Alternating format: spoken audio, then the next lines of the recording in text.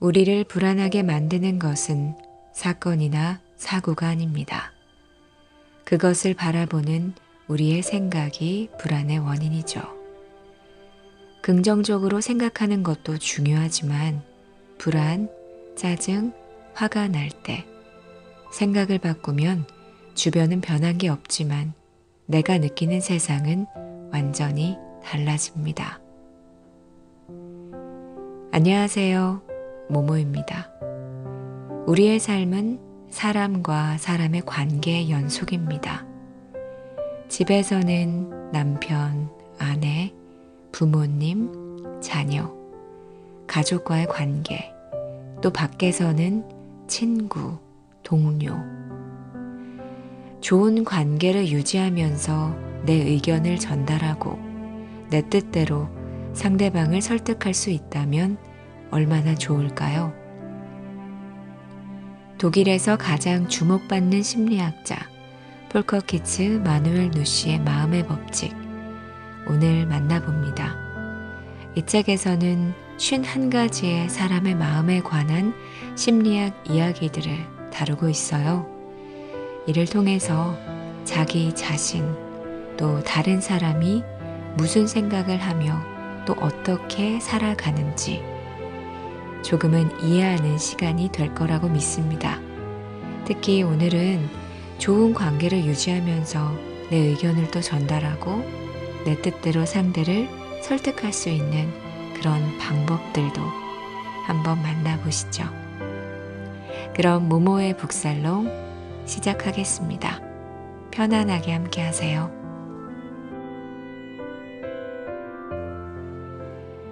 타인을 내 뜻대로 바꿀 수 있는 유일한 방법. 심리학적 용어. 자기 충족적 예언. 옛날에 병에 걸리는 걸 몹시 두려워하는 남자가 살았는데요. 어느 날 그는 몸이 너무 안 좋은 나머지 자신이 이미 죽은 것은 아닐까 그런 무서운 생각을 하게 됐다고 합니다. 완전히 기운을 잃은 남자는 아내에게 갔고 아내는 남편의 손을 꼭 잡으며 사랑을 듬뿍 담아 이렇게 말해 주었대요. 당신 손이 아직 따뜻한 것으로 미루어 봐. 죽은 게 아니에요. 성탄절을 얼마 앞두고 남자는 크리스마스 트리로 쓸 전나무를 구하러 숲으로 갔습니다. 한창 나무를 베다가 이마에 난 땀을 닦던 남자는 등줄기를 타고 내리는 전율을 느꼈어요. 손이 얼음장처럼 차가웠기 때문이죠. 놀란 남자는 도끼를 내려놓고 생각했습니다. 뭐하러 나무를 베지? 이렇게 손이 찬 것을 보니 성탄절 전에 나는 이미 죽을 텐데. 남자는 두 손을 열심히 문질러 열을 낸 다음 빈손으로 집으로 돌아왔대요. 자기 충족적 예언은 어떤 예언이 있었다는 사실만으로 그 내용이 현실로 나타난다는 것을 말합니다. 그러니까 예언이 원인으로 작용을 해서 실제 결과를 이끌어내는 셈이죠. 쉽게 말해 말이 씨가 되는 거죠. 다음과 같은 실험이 있었습니다. 학생들을 두 그룹으로 나눈 다음 한 그룹의 아이들에게는 너희가 최고라고 말해 주었어요. 그러자 학기를 끝낼 때 이 그룹 학생들의 지능 지수는 실제로 몰라보게 향상이 되어 있었습니다. 반면 아무런 말을 해주지 않은 그룹에서는 어떤 변화도 일어나지 않았죠. 심리학에서 이 효과를 미국 심리학자 로버트 로젠탈의 이름을 따서 로젠탈 효과라고 부릅니다. 또 다른 말로 피그말리온 효과라고도 하죠. 자신이 만든 여인상을 사랑한 피그말리온의 정성에 감동해 여신 아프로디테가 조각상에 생명을 불어넣어줬다는 신화에서 따온 명칭입니다. 이처럼 타인의 기대나 관심으로 능률이 오르거나 결과가 좋아지는 현상이 자기 충족적 예언입니다. 그렇다면 이런 현상은 어떻게 이뤄질까요? 이 현상을 설명할 실마리는 따먹지 못하는 포도를 보며 분명 맛이 시다고 우기는 이른바 인지부조화 이론에서 찾을 수 있습니다. 칭찬과 격려를 받은 학생들은 그렇지 않은 그룹에 비해서 훨씬 더 부지런하고 높은 집중력을 자랑했어요. 칭찬과 기대에 어긋나지 않으려 노력했기 때문입니다. 예언은 종종 우리에게 분명하게 전달되진 않습니다. 그저 상대방의 평범한 말에서 우리가 예언을 이끌어낼 뿐이죠. 다시 말해서 상대방의 일상적인 말에 담겨진 기대를 읽어내는 식입니다. 인간은 그것을 기꺼이 일반화하는 경향이 있어요. 그래야 일상생활을 쉽게 해나갈 수 있기 때문입니다. 이런 상황에서는 상대가 이런 기대와 바람을 갖겠지, 이렇게 생각을 하고 무의식적으로 결론을 이끌어내는 거죠. 그래서 상대의 뜻이 어떻든 아, 저 말은 이런 뜻이겠구나 하고 내가 지레짐작을 하는 거죠. 예를 들어 과학 연구는 인간은 몸매가 매력적인 사람을 보면 친절하고 예의도 바르고 성격도 긍정적일 것이라고 생각하는 경향을 보인다. 이 점을 과학 연구에서 입증을 했다고 합니다. 이런 맥락에서 볼 때 후광 효과도 중요하죠. 한번 이런 상황을 그려볼까요? 열차 여행을 하는데 옆자리에 아주 매력적인 이성이 앉아 있습니다. 이미 우리의 머릿속에는 일반화라는 틀이 작동해요. 그래서 친절하고 예의 바른 사람과 대화를 나누고 싶다라는 기대가 부풀어서 친절하고 예의 바른 태도를 내가 먼저 취합니다.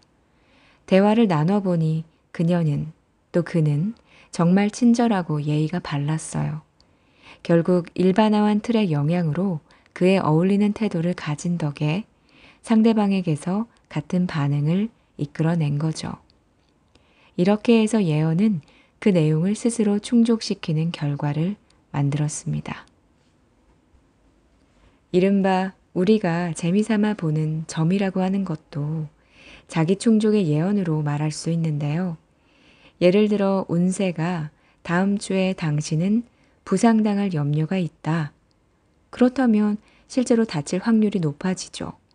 부상을 당할까 두려운 나머지 집중하지 못하고 허둥대다가 실제로 발을 헛디뎌서 어딘가에 충돌하고 마는 겁니다.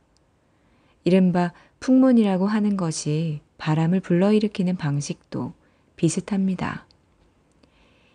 긍정적이든 부정적이든 헛소문이 일어난다면 예를 들어 다음 주에 어떤 은행이 파산한다.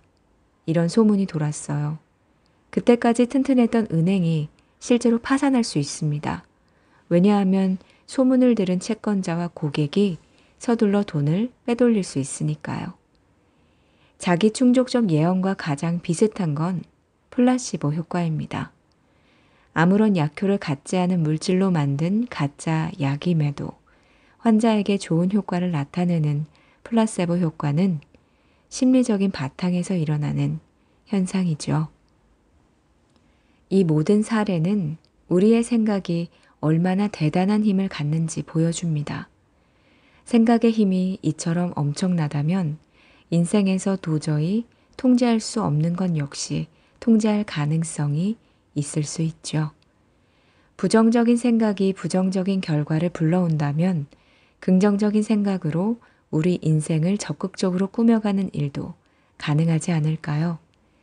만족과 행복을 위해서 긍정적인 생각을 최대로 잘 활용할 필요가 있습니다. 주저 말고 시도를 해보세요. 매일 아침 하루를 시작하기에 앞서 자신에게 주문을 걸어봅니다. 오늘 나는 아주 친절한 사람들만 만날 거야. 오늘 나는 성공하기로 예정되어 있어. 오늘 나는 진정으로 행복해. 사람들을 상대할 때도 자기 충족적 예언을 얼마든지 활용할 수 있죠. 어떤 사람이 특정한 좋은 성격을 보여주기 원한다면 드러내놓고 그 사람의 성격을 칭찬하세요. 그러면 어느덧 상대방은 자신의 그런 성격을 보여주려고 노력할 겁니다. 칭찬을 받은 사람은 그 칭찬에 부응하기 위해서라도 그런 성격이 되도록 노력하거든요. 그만큼 당신의 칭찬에는 힘이 있고 자부심을 가져도 좋습니다. 동료가 고객을 좀 더 친절하게 응대해 주길 바란다면 이렇게 말해 보세요. A씨, 고객과 정말 정감 넘치게 대화 나누시네요. 그런 친절함은 진짜 누가 따라하기도 힘들 거예요. 어떤 변화가 일어날지 지켜보세요. 좋은 쪽으로 변화할 겁니다. 우리 그렇게 기대해봐요. 사람들이 당신을 환영해 주길 바라나요? 안면 피드백 이론. 다음 상황을 머릿속으로 그려보며 당신이라면 어떤 느낌을 가질지 생각해 보세요. 첫 번째, 시험을 망쳤다. 두 번째, 면접을 형편없이 보았다. 세 번째, 배우자가 당신을 속였다. 네 번째, 자녀가 당신을 비난했다. 어떤 느낌이 드세요? 잘 모르겠다면 가장 좋은 방법은 잠시 거울을 보는 겁니다. 아마 비참하고 우울한 나머지 얼굴이 굉장히 일그러져 있을 거예요. 자연스러운 반응입니다. 지금부터 싫은 일을 당해도 불쾌한 기색을 보이지 않는 게 이러한 상황에서 얼마나 큰 도움이 되는지 안면 피드백 이론에 대해서 소개를 해드리겠습니다. 내면에 충실하면서 느낌을 진솔하게 받아들이고 다른 사람을 존중해 주는 것은 자신의 정신 건강을 위해서 대단히 중요한 일입니다. 그럴 수 있는 충분한 준비를 끝냈다면 두 번째 단계는 적극적으로 자신의 감각과 지각을 원하는 방향으로 바꾸는 겁니다. 그러기 위해서 이 속설부터 머릿속에서 지워버리세요. 마지막으로 웃는 사람이 가장 잘 웃는다. 마지막으로 웃는 사람이 승자다. 자, 맨 마지막에 웃는 사람은 가장 짧은 기쁨을 누립니다. 우리 인생을 살만한 것으로 만드는 건 기쁨이잖아요. 기쁨이 우리를 돕도록 만드는 게 얼마나 간단한 일인지 확인해 보겠습니다. 인생은 그 어떤 꾸밈이나 과장 없이 있는 그대로 받아들여야 합니다. 그리고 우리와 더불어 사는 이웃도 그대로 받아들여야죠. 다른 사람을 내 생각대로 바꾼다는 것은 안타깝지만 말이 되지 않습니다. 대체 당신의 사장이 바뀐 적 있습니까? 아니면 시어머니가 당신 생각대로 되던가요? 아이들이 원하는 대로 고분고분 따라주던가요? 차라리 내가 바뀌는 게 낫죠. 나 자신에게 집중하는 편이 훨씬 좋습니다. 다시 말해서 나 자신의 생각과 느낌에 집중을 해야 합니다. 먼저 우리 내면에서 변화가 일어나야 바깥, 곧 다른 사람의 변화를 끌어낼 수 있습니다. 아침에 기분 좋게 잠자리에서 일어나고 싶으세요? 기쁜 마음으로 출근을 하고 싶은가요? 회의에 들어서며 행복감을 느끼고 싶은가요? 사람들이 당신을 환영해 주길 바라나요? 모두에게 존경을 받고 싶은가요? 운명이 때마침 당신에게 얼마나 다채로운 걱정거리를 나누어 줬는지 모르지만 이런 생각들은 조금 사치스러워 보일 수도 있습니다만 실제로 우리는 그런 것을 요구할 권리를 가졌습니다. 기쁨은 참으로 아름다운 기분이죠. 기쁨의 순간 우리 마음의 모든 욕구는 충족이 됩니다. 기쁨은 무언가 만족스러운 일에 일어나는 자발적이고도 자연스러운 감정이니까요. 만족스러운 것은 어떤 일일 수도 있고 사람일 수도 있고 생각만 해도 미소가 절로 떠오르는 추억이 될 수도 있습니다. 특히 그 기쁨 속에 웃음은 기쁨과 만족감을 드러내는 가장 자연스러운 표현이죠. 웃음은 특히 다른 사람들과 더불어 있을 때 효력을 발휘합니다.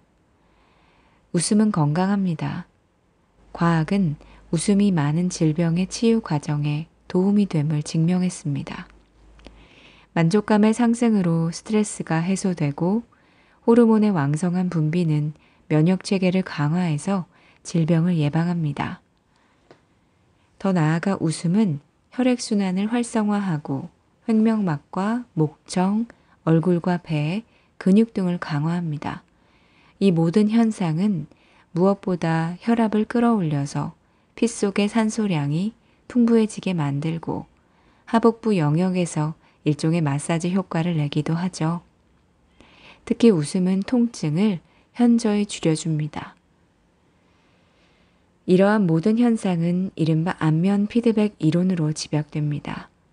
이 이론은 1960년 미국의 심리학자 실반 톰키스가 개발한 것인데요. 우리의 감정 체험이 얼굴 표정에 영향을 받는 것입니다. 따라서 우리는 표정을 통해 우리의 감정을 조절하고 원하는 방향으로 이끌 수 있습니다. 기분이 좋을 때만 웃는 게 아니라 웃음으로써 기분을 좋게 만드는 것이죠.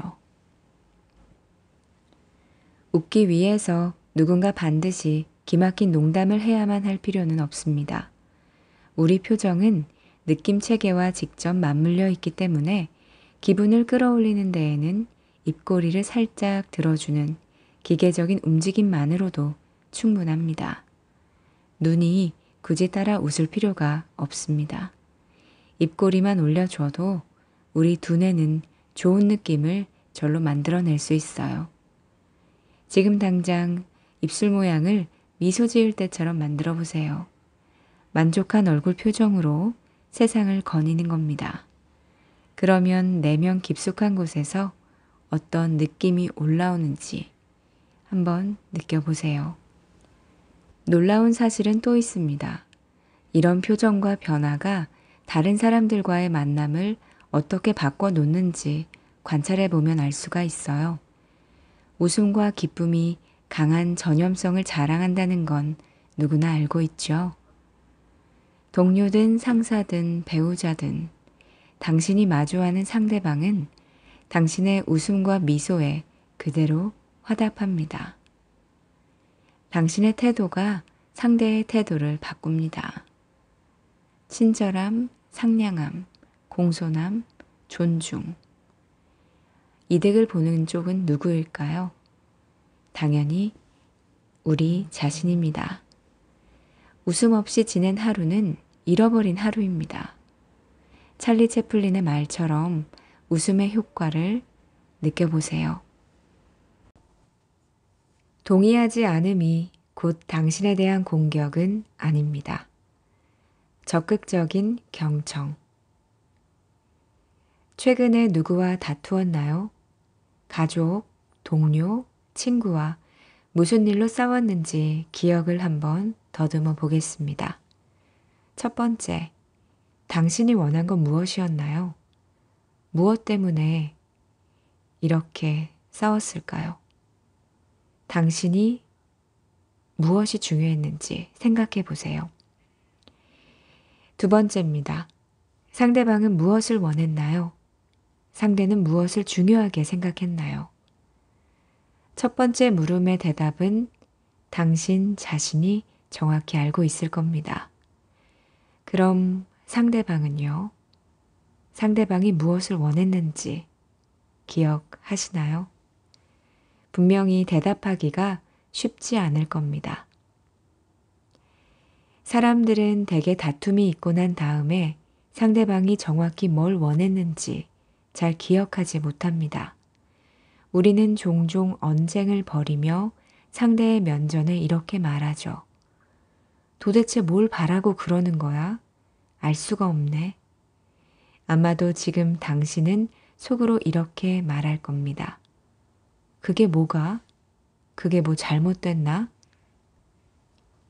우리는 저마다 자신의 입장만 내세우며 상대의 의견은 될 수 있는 한 무시하려는 경향이 있습니다. 그렇게 나쁜가 하는 물음에 한마디로 대답한다면 최악입니다. 실패한 결혼 생활의 대부분은 바로 이 문제가 결정적인 원인입니다. 직장에서 다툼이 벌어지는 이유도 이 때문이죠. 직장에서의 대인관계는 원리적으로 보자면 일종의 부부관계와 비슷합니다. 그 상대가 사장이든 동료든 고객이든 이런 관계의 대부분은 안타깝게도 별것 아닌 진부한 일로 인해서 무너집니다. 그러나 동시에 커다란 강점을 자랑하기도 하죠. 바로 몇 가지 간단한 근본 규칙만 지킨다면 이런 실패를 막을 수 있습니다. 그럼 왜 상대방의 말을 잘 듣지 않으려 하는지 그 맥락을 좀 더 자세히 들여다볼게요. 간단한 테스트를 하겠습니다. 이른바 사형 테스트라고 하는데 우리는 왜 사람들이 사형 제도를 찬성하는지 100% 이해한다고 주장합니다. 당신은 무엇이 사형을 원칙적으로 찬성하게 만든다고 생각하나요? 이런 주장들이 있습니다. 사형을 찬성하는 이유, 충격 효과, 아니면 재범 방지, 또 사회적인 비용을 절감할 수 있다. 자, 어떤 잔혹 행위로 가까운 사람을 잃은 피해자가 있다고 해봅시다. 지금 그는 감정적으로 폭발지경의 심각한 트라우마를 앓고 있습니다. 그렇다면 이 사람이 간절히 복수하고 싶어 하리라는 것은 쉽게 예측할 수 있죠. 우리는 안타까운 피해자의 마음을 100% 이해합니다. 이제 이렇게 말해 볼게요. 독자 여러분은 우리 필자 두 사람을 개인적으로는 모릅니다. 하지만 우리가 쓴 다른 책들을 읽고 대략적인 우리들의 인상을 생각할 수 있을 거예요. 자, 그런 분들에게 물을게요. 우리는 사형을 몇 %로 찬성할까요?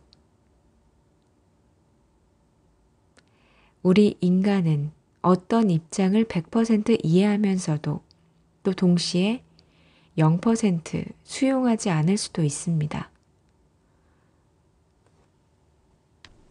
자, 이게 무슨 뜻이냐면 100% 이해할 수 있지만 또 다시 100% 찬성할 수는 없습니다. 유감스럽게도 우리는 이런 간단하면서도 동시에 본질적인 진리를 자꾸 잊어버립니다.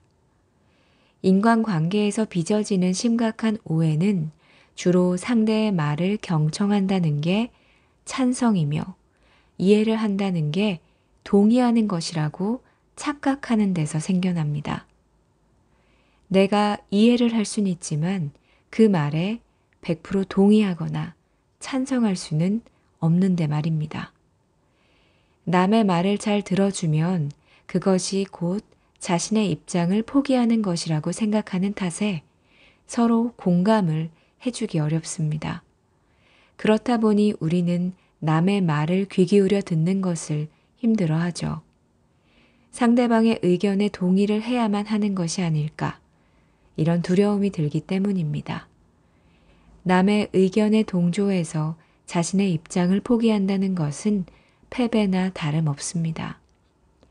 그러나 이런 생각은 완전히 잘못된 관점입니다. 상대의 말을 경청한다는 게 완전히 무해하며 심지어 큰 도움이 된다는 사실을 명확하게 인식한다면 우리는 상대방을 더욱 잘 알 수 있고 보다 더 친근해져서 좋은 관계를 만들 수 있습니다.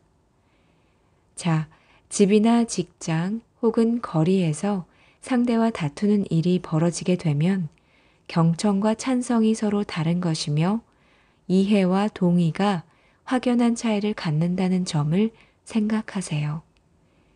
상대방의 이야기를 귀 기울여 듣고 그의 입장을 헤아려 보고 공감하려 노력하세요. 충분히 듣고 난 다음 얼마든지 당신은 당신의 주장을 펼칠 수 있습니다. 그를 이해하고 경청하지만 찬성하지 않아도 괜찮습니다. 서로는 다른 생각을 할 수 있으니까요.